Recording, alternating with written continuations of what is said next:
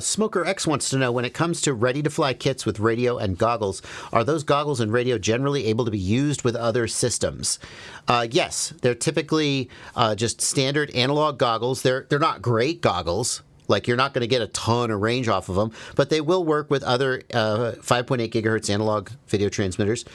And radio, usually these days, the radio is usually Express LRS, and it is probably usable with other systems as well. Yeah, just so you know, there's a common issue with these Express LRS radios that come with these kits. That, like, a lot of them are very cheap radios without updatable Express LRS, or it'll only be one version, or you won't be able to set a binding phrase, so you have to manually bind each time. Like, there's little weird caveats that happen with these radios, but that's sort of the what you're paying for. And that's sort of why I think we mentioned Rotor Riot, but that's why you mentioned Rotor Riot earlier, because they do full radios with real kits instead of like some of the RTF kits that you see from other companies that are small, cheaper radios, which can be fine in certain situations, but like you said, using in the future can have caveats. Yeah.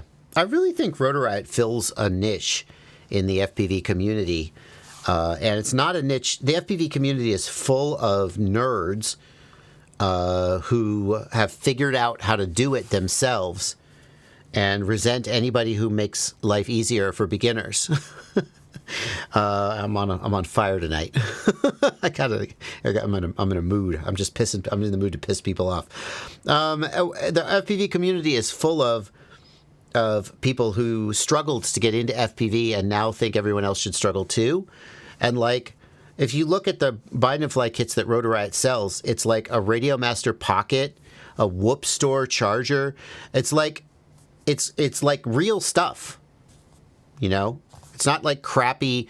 If you look at an Emax bind and fly or a Beta FPV bind and fly kit, the controller is really crappy, and they do that to get the price down. Okay, fair. You know, that's right for somebody. Rotor Riot sells the real shit, and they mark it up because they hand build it in Orlando, and that takes, that costs money. But I think I think that there's plenty of people out. The fact that they're still in business is evidence that there's plenty of people out there who think that it's the right money to spend.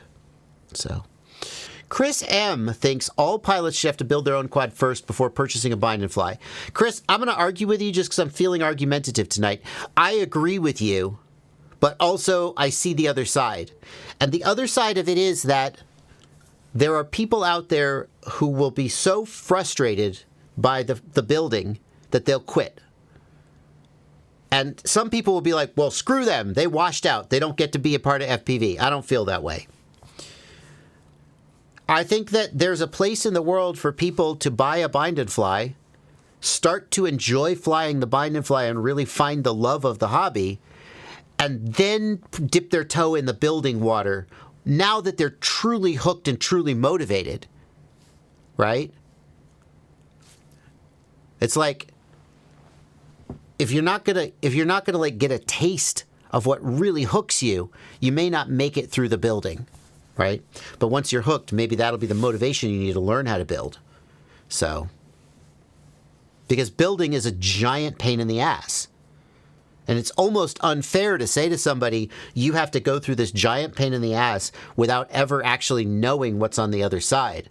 Let me give you a taste of what's on the other side. And if the answer to you is to spend $300 or $500 on a bind and fly that you're going to break, you're going to need to fix it. You're going to have to learn to build eventually.